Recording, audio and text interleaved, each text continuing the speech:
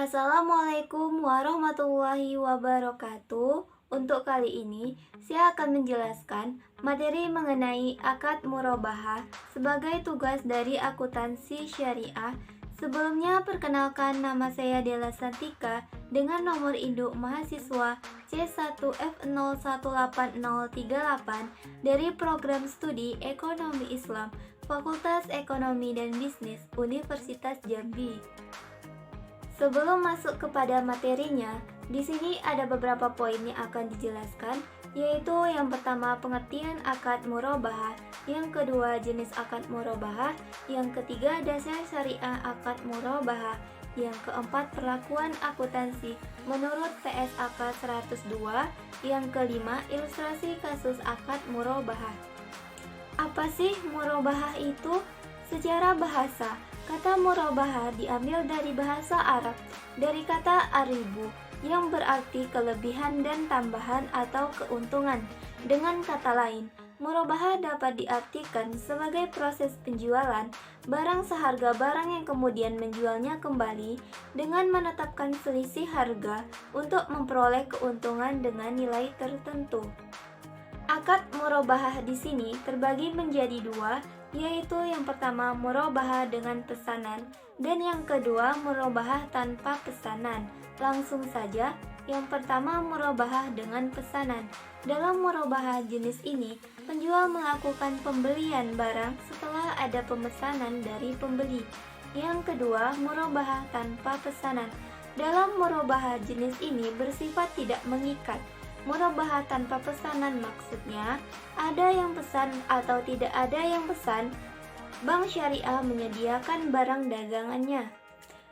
Dasar syariah akad murabahah yang pertama dalam Al-Quran, hai orang-orang yang beriman, janganlah kamu saling memakan harta sesamamu dengan jalan yang batil, kecuali dengan jalan perniagaan yang berlaku dengan suka sama suka di antara kamu. Dan janganlah kamu membunuh dirimu.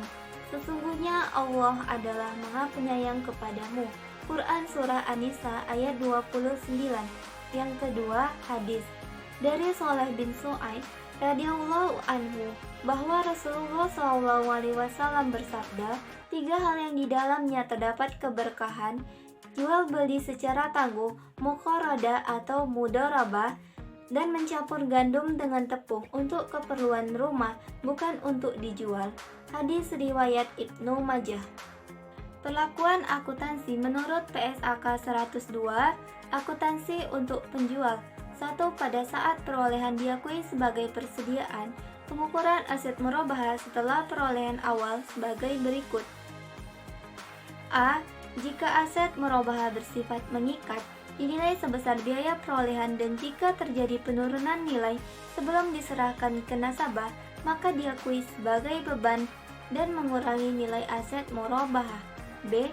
Jika aset murabahah bersifat tanpa pesanan atau tidak mengikat, dinilai sebesar biaya perolehan atau nilai realisasi neto, mana yang lebih rendah, dan jika nilai realisasi neto lebih rendah dari biaya perolehan, maka selisihnya diakui sebagai kerugian. 2. Diskon pembelian aset murabahah diakui sebagai A. Pengurang biaya perolehan aset murabahah jika terjadi sebelum akad. B. Liabilitas kepada pembeli jika terjadi di setelah akad dan sesuai akad yang disepakati menjadi hak pembeli. 3. Liabilitas kepada pembeli akan tereliminasi jika A. Dilakukan pembayaran kepada pembeli, sejumlah potongan dikurangi biaya pengembalian, atau B. Dipindahkan sebagai dana kebajikan jika pembeli sudah tidak dapat dijangkau oleh penjual. 4.